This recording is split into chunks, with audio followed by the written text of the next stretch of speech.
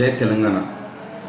और सबसे पहले मैं केसीआर साहब को धन्यवाद देना चाह रहा हूँ जो मेरे ऊपर विश्वास करके मेरे को यहाँ गोशामठ डिवीज़न वार्ड नंबर 51 और मेरा नाम मुकेश सिंह है, जो मेरे पर विश्वास करे और मेरे को यहाँ पर कारपोरेटर का टिकट दिए।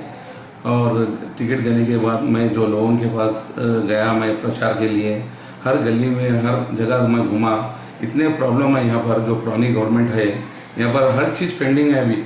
और इस प्रेजेंट यहाँ पर बीजेपी एमएलए है और आप लोग भी NDTV वाले आप लोग जाके इंक्वायरी कर सकते, पब्लिक में मालूम कर सकते हैं कि यहाँ कोई काम नहीं हुआ अभी तक। और हम यहाँ जीतने के बाद यहाँ वाटर डिपार्टमेंट और इलेक्ट्रिसिटी डिपार्टमेंट पूरे डिपार्टमेंटों में गए, जो पेंडिंग वर्क है हम यहाँ स्टार्ट कराए और वो लोग बहुत ज़ोरों से काम कर रहे हैं। सबसे पहले यहाँ जो पानी का जो प्रॉब्लम चल रहा वो बारे में हम लोग कल GM यहाँ पर हमारे रेडीज़ के रघु साहब बोल के उनसे मुलाकात करें और उसके बारे में बातचीत करें।